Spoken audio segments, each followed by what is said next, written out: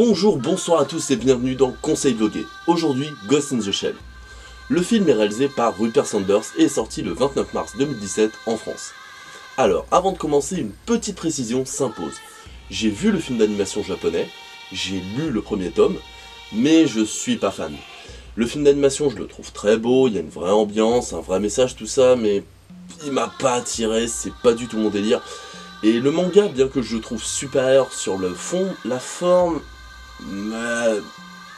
c'est moche, enfin, c'est pas moche, mais c'est vieux, ça a très mal vieilli et non, je peux pas. C'est comme Akira au niveau du dessin, c'est... non, je peux pas. Même si j'aime beaucoup le film Akira, mais le manga, non, c'est pas moche en soi, mais ça a mal vieilli et c'est pas du tout mon délire. Enfin bref, tout ça pour vous dire que je ne suis pas non plus un aficionados de Ghost in the Shell. Mais ça n'empêche que j'étais curieux de voir ce qu'allaient faire les Américains de Ghost in the Shell. Après tout, c'est quand même la plus grosse adaptation qu'ont fait les ricains depuis Dragon Ball Evolution, en tout cas l'une des plus grosses. Et j'étais confiant. J'étais vraiment confiant quand j'ai vu les bandes annonces.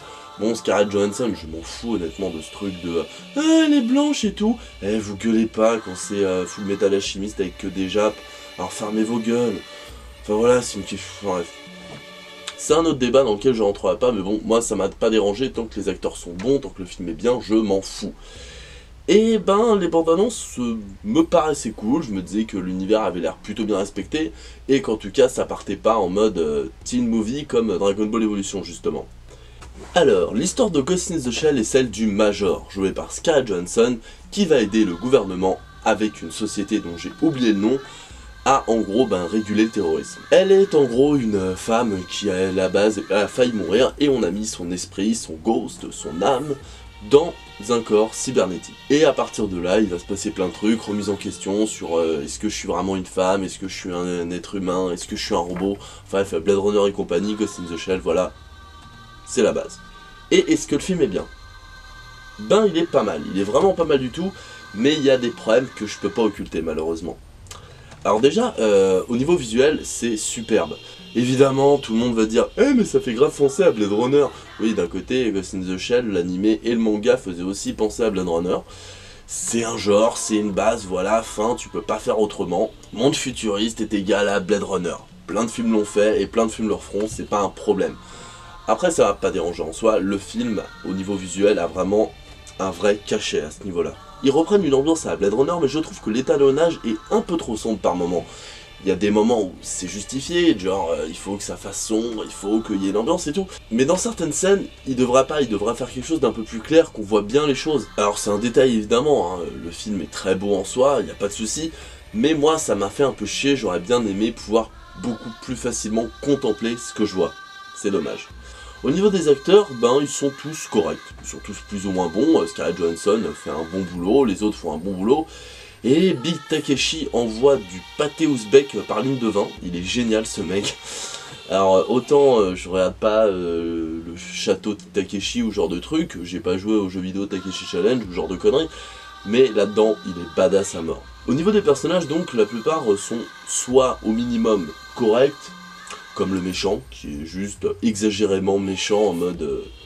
il y a écrit connard sur sa gueule, excusez-moi, il y a écrit connard sur sa gueule, et le docteur qui va aider Scarlett Johansson, voilà quoi. Enfin, la plupart des personnages sont assez unidimensionnels, je trouve. Enfin, pas forcément unidimensionnels, mais clichés, on va dire. Ils ont pas énormément de caractéristiques et simples. Les personnages sont très simples en soi et pourtant, ils veulent donner un genre oui, je suis torturé, oui, je me pose des questions, genre Scarlett Johansson qui se dit oui, mais est-ce que je suis humaine, tout ça. En ce qui concerne la musique, elle est plutôt sympa en elle-même, elle est pas ultra reconnaissable, elle est pas ultra prenante, mais elle fait très bien le job, et ça marche très bien. Un mélange thriller SF, comme il fallait pour ce film.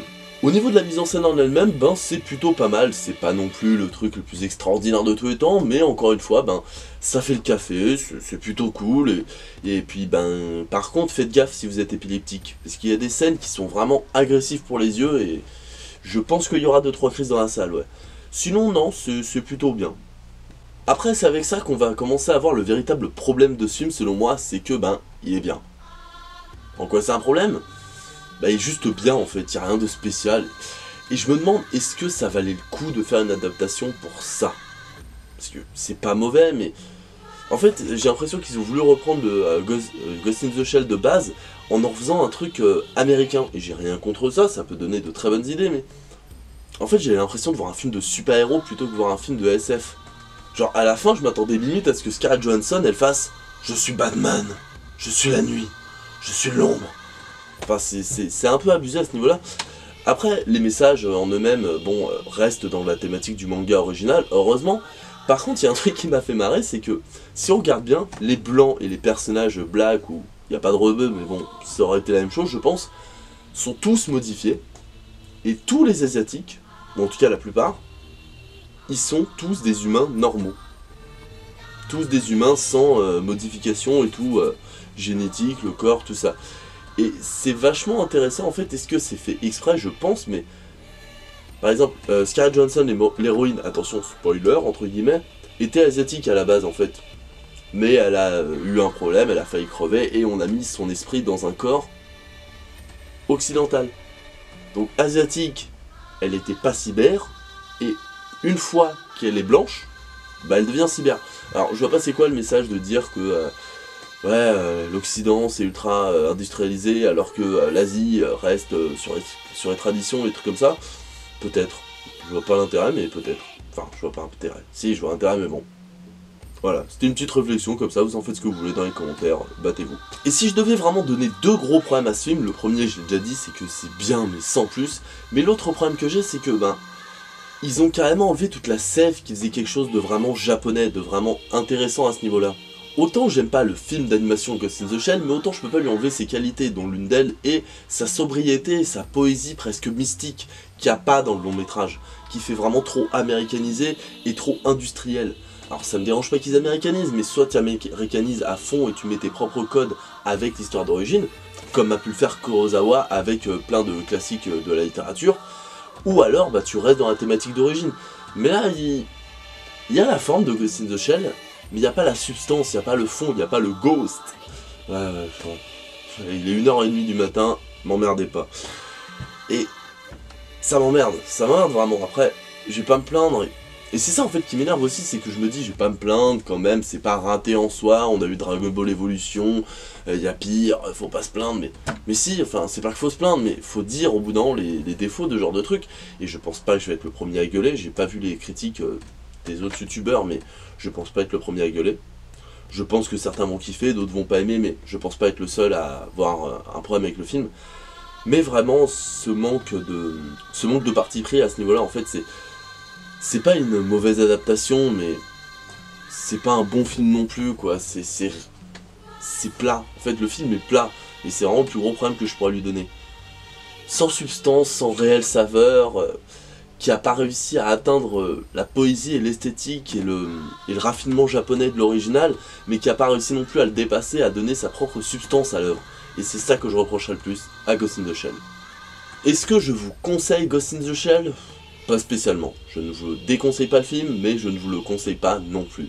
C'est sympa, c'est un bon film divertissant et tout, qui apporte quelques messages sympathiques et quelques visuels très sympas, mais il ne restera pas pour moi dans les mémoires. Bon, je vais conclure là-dessus parce que j'avais pas grand chose à dire sur le film, à part cette petite interrogation en mode philosophie, t'as vu, bac littéraire. Mais voilà, n'hésitez pas à me dire ce que vous en pensez dans les commentaires, que vous aimez ou pas ce que j'ai dit, n'hésitez pas à me donner votre propre opinion. Si vous avez aimé, n'oubliez pas le petit pouce, le pouce bleu, comme diraient certains. Putain, faut que j'arrête avec ces blagues, tout le monde l'a fait, j'ai pas de talent. Je veux mourir. Non, sans déconner, si jamais vous avez aimé, n'oubliez pas le pouce, vous partagez, abonnez-vous à la chaîne, enfin bref, Instagram, Snapchat, tous les trucs habituels. En attendant, moi je vais vous laisser passer une bonne journée, /soirée, insérer votre passe-temps.